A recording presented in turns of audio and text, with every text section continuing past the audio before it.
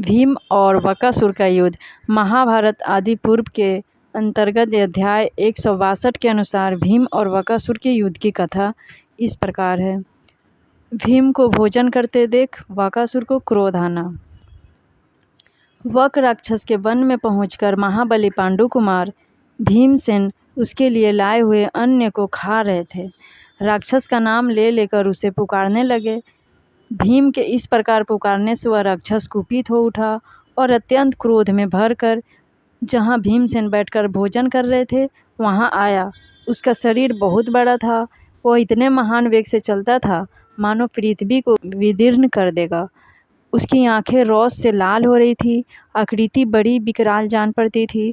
उसके दाढ़ी मूछ और सिर के बाल लाल रंग के थे। वो मुंह का फैलाव कानों के समीप तक था। कान भी शंख के समान लंबे और नुकीले थे। बड़ा भयानक था वह राक्षस।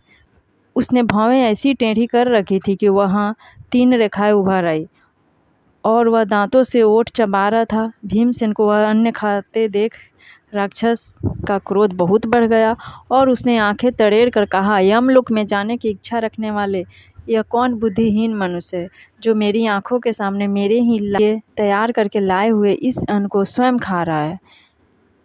भीम उसकी बात सुनकर मानो जोर जोर से हंसने लगे और उस राक्षस की अवहेलना करते हुए मुंह फेर कर खाते ही रह गए।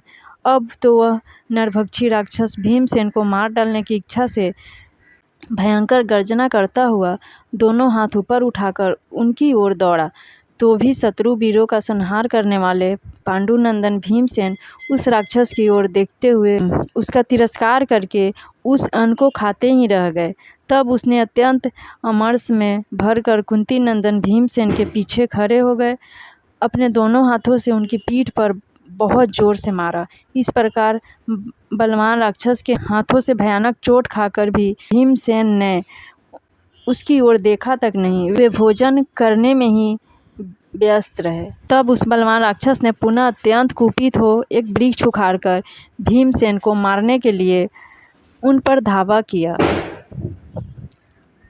तदंतर नर नरेष्ठ महाबली भीमसेन ने धीरे धीरे वह सब अन्न खाकर आचमन करके मुंह हाथ धो लिए। फिर वे अत्यंत प्रसन्न हो युद्ध के लिए डट गए।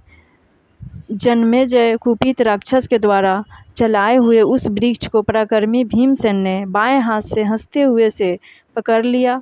तब उस बलवान निशाचर ने पुनः बहुत से वृक्षों को उखाड़ा और भीमसेन पर चला दिया। पांडुनंदन भीम ने उस पर अनेक वृक्षों द्वारा प्रहार किया।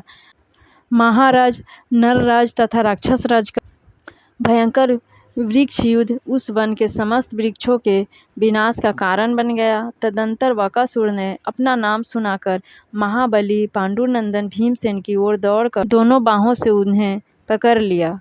महाबाहु बलवान भीमसेन ने भी उस विशाल भुजाओं वाले राक्षस को दोनों भुजाओं से कसकर छाती से लगा लिया और बलपूर्वक उसे इधर उधर खींचने लगे।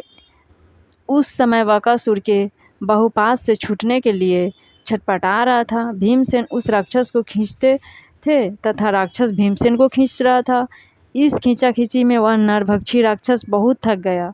उन दोनों के महान वेग से धरती जोर से कांपने लगी। उन दोनों ने उस समय बड़े बड़े वृक्षों के भी टुकड़े कर डाले। उस नरभक्षी राक्षस को कमजोर पड़ते देख भीमसेन उसे पृथ्वी पर पटक दिया और दोनों घुटनों से मारने लगे। तदंतर उन्होंने अपने एक घुटने से बलपूर्वक राक्षस की पीठ दबाकर दाहिने हाथ से उसकी गर्दन पकड़ ली और बाएं हाथ से कमर पकड़ लिया। उस राक्षस को दोहरा मोड़ दिया। उस समय वह बड़ी भयानक आवाज़ में चित्कार कर रहा था, राजन। भीमसेन के द्वारा उस घोर राक्षस की जब कमर तोड़ी जा रही थी उस समय उसके मुख से बहुत सारा खून निकला। एक कहानी अच्छी लगी तो लाइक शेयर सब्सक्राइब जरूर कीजिएगा। थैंक यू, नमस्कार।